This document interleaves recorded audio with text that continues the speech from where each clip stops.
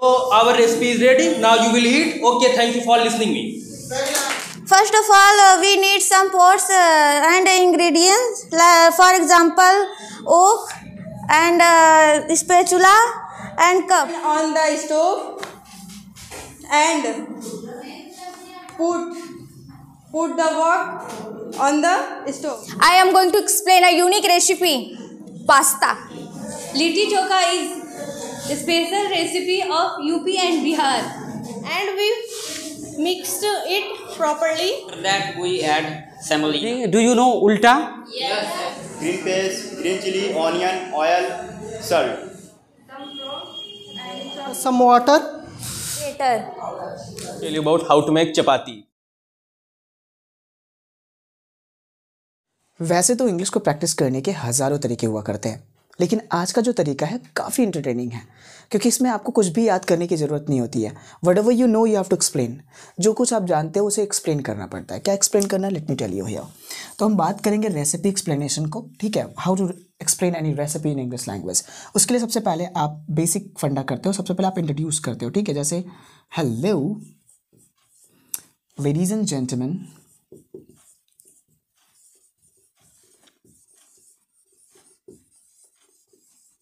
hello ladies and gentlemen, this is, you have to take your name here, this is Jazz here. Hello ladies and gentlemen, this is Jazz here to explain, or you can say describe, or you can say express, or you can say expose, or you can say explain, you can say expound on. There are different words for this, right, to explain this. Then you can use these some adjectives for your recipe. अपने recipe के लिए कुछ adjectives लगा देंगे कि मैं आज कैसी रेसिपी एक्सप्लेन करूँगा.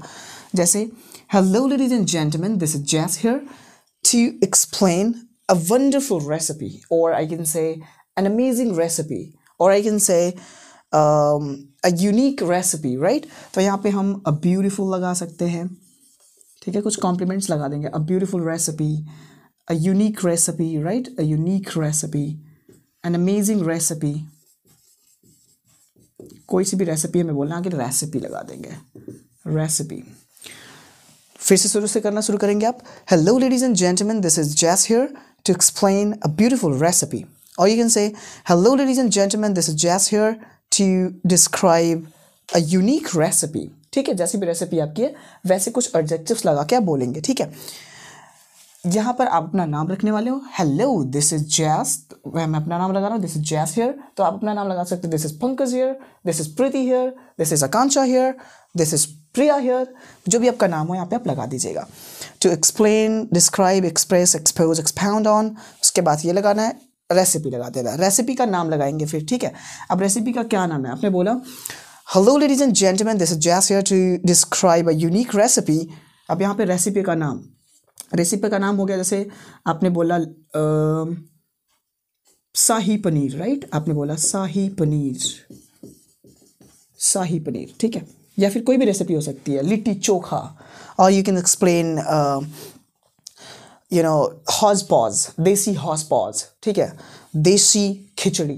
जो भी आपकी रेसिपी है उसका नाम लगा देंगे. ठीक है, तो ये हो गया बेसिक मेथड कि आप कैसे अपने रेसिपी को इंट्रोड्यूस कराएंगे. How to introduce your recipe in English language. तो आप अच्छी तरीके से अपनी रेसिपी का कोई भी नाम रखो, उसको आप एक्सप्लेन करने के लिए शुरू कर देंगे. Like hello ladies and gentleman, this is Jas here to describe a unique recipe shahi paneer. ठीक है, अब शाही पनीर हो गया. उसके बाद आप जाते हो सेकंड प्रोसेस की तरफ कि कैसे, क्या इसको बनाने के लिए क्या क्या इंग्रेडिएंट्स, क्या क्या पॉट्स लगेंगे, उसको कैसे इंग्लिश में बताएंगे. चलिए सीखते हैं. स्टेप नंबर 2, कोई भी चीज़ बनाने के लिए हमें कुछ बर्तन और कुछ सामग्री की ज़रूरत पड़ती है, और उन चीज़ों को इंग्लिश में कैसे बताएंगे. Let me tell you here. तो सबसे पहले आप बोलोगे कि फॉर मेकिंग, या फिर आप बोल सकते हैं फॉर प्रिपेयरिंग, या फिर आप बोल सकते हैं फॉर कुकिंग. मतलब ये चीज़ बनाने के लिए, ये चीज़ पकाने के लिए. जैसे आपने बोला फॉर मेकिंग पास्ता, मतलब पास्ता पकाने के लिए, पास्ता बनाने के लिए. या फिर आपने बोला फॉर मेकिंग टी, चाय बनाने के लिए, फॉर मेकिंग कॉफ़ी, कुछ भी लगा सकते हो, ठीक है, जो भी आपका रेसिपी है उसको लगा दो। जैसे फॉर मेकिंग शाही पनीर बनाने के लिए, कॉफ़ी बनाने के लिए, टी बनाने के लिए हम क्या चाहिए, हमें कुछ इंग्रेडिएंट्स की ज़रूरत पड़ती है, ठीक है। आप बोल सकते हो वी या फिर आई नीड, ज़रूरत होती है, वी नीड सम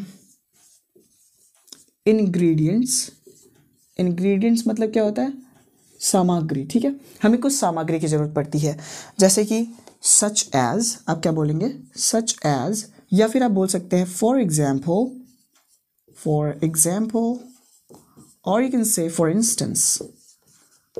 इंस्टेंस, ठीक है। इनमें से कोई सा भी बोलो, उसके बाद आप वो चीज़ें लगा देंगे एक एक करके, ठीक है। जैसे कि मान लो मैं चाय बनानी हो, right, for making spicy T, एक स्पाइसी टी बनाने के लिए वी नीड या फिर आई नीड सम इंग्रेडिएंट्स। जब वी नीड आप कहते हो ना, इसका मतलब हम बनाने के लिए, मतलब आप सबको इन्वॉल्व करते हो। लेकिन आई नीड का मतलब मुझे चाहिए। अगर आप खुद के लिए चाय बना रहे हो, वो रेसिपी एक्सप्लेन कर रहे हो, बस खुद को एक्सप्लेन कर रहे हो कि आई नीड दिस, उसके बाद मैं ये करूँगा, फिर मैं ये करूँगा। लेकिन वी कहने का मतलब कि हम सबको इंक्लूड कर रहे हैं, हम सिखा रहे हो इस रेसिपी को लोगों को बनाने के लिए, right. So we will use always we. So we need some ingredients such as, for example या फिर फॉर इंस्टेंस, एक कोई सा बोलिएगा, फिर उसके बाद से हमें इंग्रेडिएंट्स लगाने हैं। For making spicy tea we need some ingredients such as tea leaves and sugar, basil leaf, जो भी चीज़ें आपको ज़रूरत है उसमें लगा दीजिए, ठीक है। आपको मान लीजिए चाहिए ब्लैक पेपर, जो भी चीज़ें चाहिए यहाँ पे मेंशन कर दीजिए, कार्डमम, जो भी चीज़ें लगेंगी लगा दीजिए। So this is the method to tell the ingredients in English language. So we need some ingredients. वैसे ही कुछ बर्तनों को बताने के लिए आप इंग्लिश में क्या कहोगे, you have to tell like this, let me tell you. ये चीज़ आप सम पॉट्स के जगह, सम इंग्रेडिएंट्स की जगह हम क्या कर देंगे, Let me erase this। ये जो इंग्रेडिएंट्स है इसको हटाकर आप बोलेंगे few pots and utensils। हमें दो चीज़ों की ज़रूरत पड़ती है गाइस, हमें कुछ पॉट्स और यूटेंसिल्स की ज़रूरत है। दोनों का हिंदी मतलब बर्तन ही होता है, लेकिन पॉट्स का मतलब क्या हो जाता है, पॉट्स का मतलब वो बर्तन जिसको हम डायरेक्टली स्टोव पर रखते हैं, स्टोव पर रखेंगे, ओवन के अंदर रखते हैं, ठीक है। ये कंटेनिंग होते हैं, ये कंटेनर के काम करते हैं ज़्यादातर, ठीक है। कंटेनर्स, जो कंटेनर पॉट्स होते हैं, जैसे कि वोक हो गया, ठीक है, सॉस पैन हो गया, ये सब कंटेन करती है चीज़ों को, तो इसको हम क्या बोलेंगे, पॉट्स बोलेंगे। तो यानी कि वोक यानी कि कढ़ाई जो है ये क्या करता है, चीज़ों को कंटेन करता है, ये पॉट है, ठीक है। वहीं पर आपके पास सॉस पैन होता है, ठीक है, सॉस पैन, ये भी क्या करता है, कोई वाटर के अमाउंट को होल्ड करता है, इसको भी क्या बोलने वाले, पॉट्स बोलेंगे। यूटेंसिल मतलब क्या होते हैं, ये होते हैं हैंड हेल्ड का मतलब जो हाथों के द्वारा बस चलते हो, ठीक है, जैसे सब्जी काटने में यूज़ करते हैं, छीलने में यूज़ करते हैं, ठीक है, ये सारी चीज़ों को इस्तेमाल करते हैं, तो यूटेंसिल्स बोलते हैं। जैसे कि आपका स्पून हो गया, स्पून का इस्तेमाल हम लोग ओवन पे नहीं करते, हम स्पून का इस्तेमाल स्टोव पर नहीं करते, ठीक है, स्टोव वगैरह पर हम यूज़ नहीं करते, हम इसका इस्तेमाल बस कहीं पे घी डालने के लिए, कहीं पे ऑयल ऐड करने के लिए यूज़ कर लेते हैं, ठीक है। नाइफ हो गया, तो आपका जो नाइफ है, this is also not used on the oven, on the stove, that's why it is also this utensils। तो ऐसे utensils जो fork हो गया, ये सब utensils होते हैं। तो हम utensils और pots लेते हैं, जो भी चीज़ें बनानी है, as per your recipe you have to take utensils and pots। तो ऐसे ही बर्तन ले लेना है। सबसे पहले आप जो रेसिपी बनाने जा रहे हो उससे रिलेटेड क्या क्या बर्तन लगेंगे, उन बर्तनों के इंग्लिश में नाम लिख लीजिए, ठीक है। उसके बाद आप रेसिपी को एक्सप्लेन करने चले जाइए, ठीक है। आप बोला कि for making Rajma, for making pasta, we need some few pots and utensils such as wok, saucepan, spoon, knife, fork। जो भी चीज़ें लगेंगी आप उसको एक्सप्लेन कर दीजिए। अब बात करते हैं कि किस तरीके से हम अपने प्रोसेस को एक्सप्लेन करेंगे, ठीक है। How to explain the process in English language, जैसे कि छीलना, काटना, मिलाना, ठीक है, गूंथना, ये सब की इंग्लिश क्या होती है उसको सीखते हैं। और फिर लास्ट में हम आपको दिखाएंगे हमारे कुछ ट्रेनीज के परफॉर्मेंसेस, जो कि बहुत ही इंटरटेनिंग है, बहुत ही फनी है, बहुत ही लर्निंगफुल है, ठीक है। Let's go to the next slide. How to explain the process in English, right. अब प्रोसेस कैसे बताओगे आप, देखो,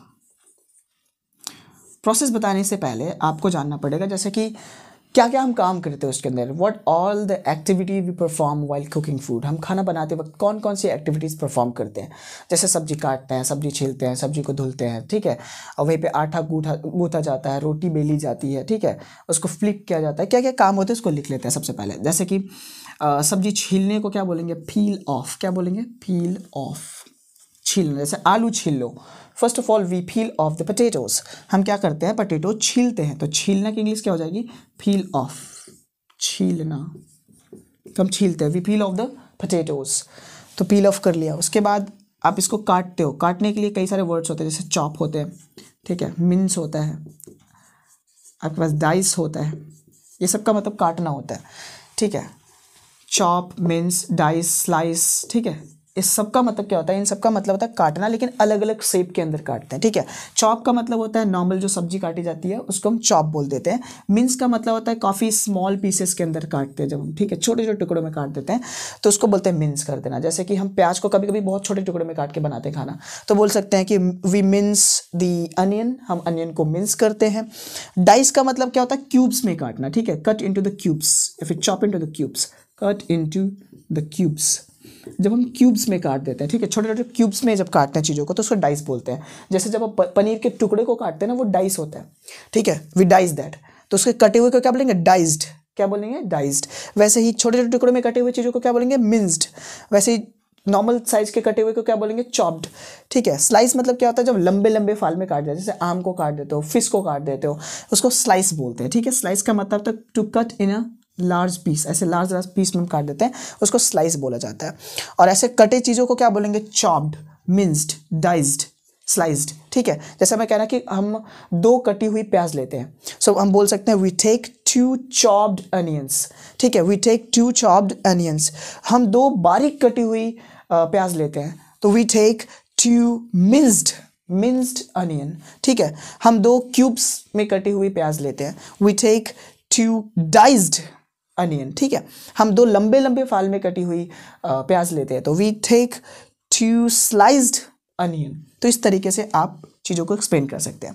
इसके बाद से मान लीजिए आपने छील लिया, काट दिया, उसके बाद हम क्या करते हैं, कभी कभी कुछ चीज़ों को हमें मिलाना पड़ता है तो हम इसको विस्क करते हैं, ठीक है, वो विस्क द थिंग्स। जैसे कि कभी कभी क्रीम्स को हम विस्क करते हैं, ठीक है, विस्क करते हैं, उसको ऐसे फेंटते हैं, फेंटना को बोलते हैं विस्क, ठीक है। और वहीं पे हमारे पास आता है बीट, कभी एग्स को ऐसे फोड़ कर ऐसे से हम जब मिलाते हैं ना, इसको बीट बोला जाता है। ऐसे बहुत से वर्ब होते हैं, आपको अपनी रेसिपी के हिसाब से वर्ब्स को फाइंड आउट करने पड़ते हैं, ठीक है। तो आपने बीट कर लिया, आपने नीड करना है। नीड का मतलब क्या होता है, नीड का मतलब होता है गूँथना। जब हम आटे को गूँथते हैं ना, फ्लावर को हम गूँथते हैं तो उसको नीड बोलेंगे। हम आटे को गूँथते हैं, we need the flour, we need the flour, ठीक है, हम फ्लावर को नीड करते हैं।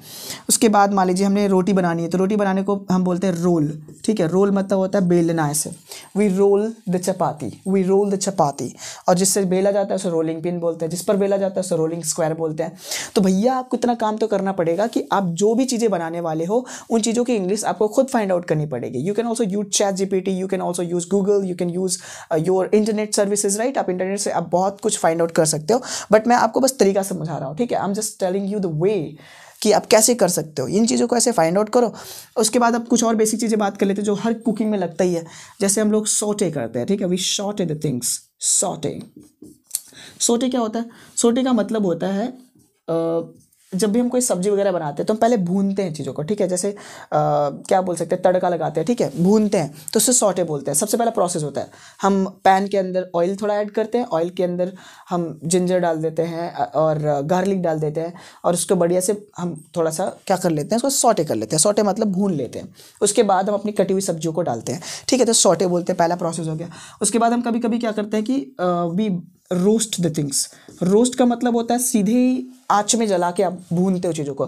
जैसे कभी कभी हम मुर्गे को ना छील के बढ़िया से रोस्ट कर लेते हैं, ऊपर ऊपर से जल जाता है मस्त, ठीक है। उसके बाद लोग उसमें नमक मिर्च डालकर खाते, ठीक है, तो उसे रोस्ट बोल देते हैं। कभी कभी हम लोग ग्रिल करते हैं, ठीक है, ग्रिल करते हैं चीज़ों को। ग्रिल का मतलब हो गया जब भी हम कोई चीज़ को ऐसे सीधा ओवन पर या फिर सीधे आँच पर रख कर पकाते हैं ना, जैसे कि कभी होता है एक ऐसा ग्रिलिंग पैड डालकर ऊपर से हम लोग ऐसे रख देते हैं, स्टोव पर रख दिया, फिर उसके बाद स्टोव पर रखने के बाद हम उस पर वो चीज़ रख के उसको भून लेते हैं।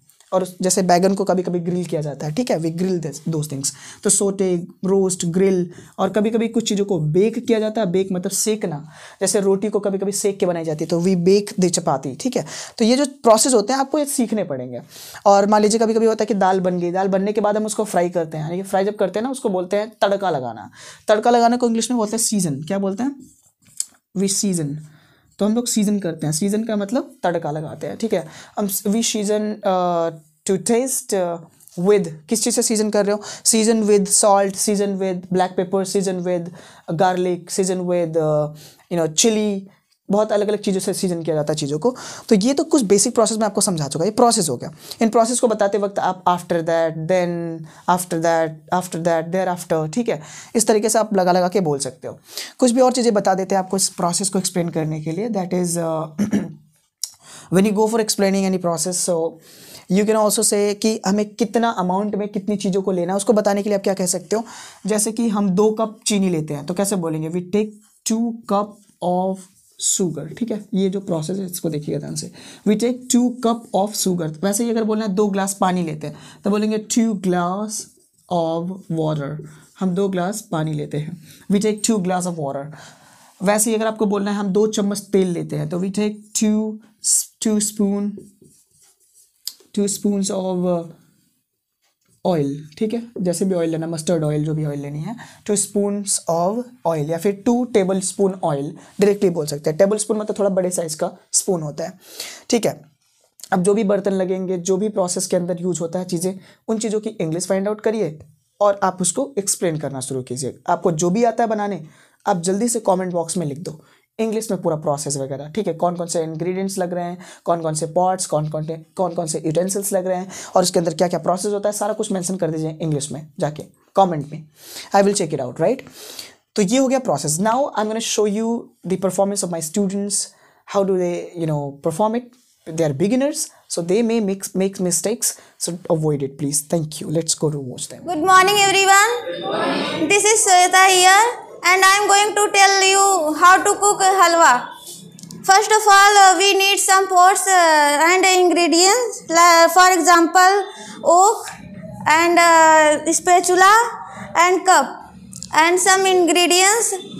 For example, semolina, sugar, water, and dry fruits. First of all, we turn on the gas and we put oak on the stove, and then we pour half cup ghee. Then we add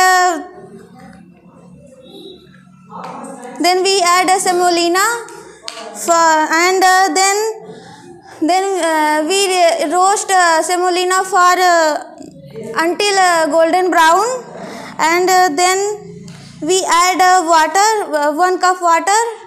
Then we add 1 cup sugar. Then we stir properly. Then after that we add chopped dry fruits. Then we stir properly. Then wait for 1 minute for cooking. Then our halwa is ready. Hello everyone, good morning. Good morning. This is Sanskruti here. I am going to tell you how to cook bottle gourd pudding. Because everyone eats and cooks a lot in winter season. It was many benefits. For example, iron and vitamin A and vitamin D. For making bottle gourd pudding, we some needs pot such as wok, spatula, lid, stove, grater and lighter, and some ingredients. For example, 500 gram bottle gourd and 500 gram milk and 2 tablespoon butter and 2 tablespoon dry fruit and half tablespoon cardamom and sugar. Let's start. First of all, peel the bottle gourd and wash the bottle gourd and grate it. grate it. Now we turn on the stove and put the wok on the stove. Wait for 2 minutes and pour 2 tablespoons butter. Wait for 2 minutes. After that we add 2 tablespoons dry fruits and half tablespoon cardamom and mix well for 2 minutes. After that we add 500 gram butter gourd and mix well for 10 minutes. 10 minutes and roast it well. After that we add 500 gram milk and sugar and roast it well for 10 minutes.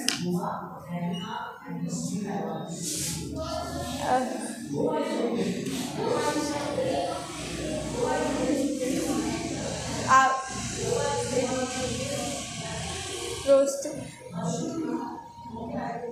and turn down off stove. Now we mix well properly for 10 minutes.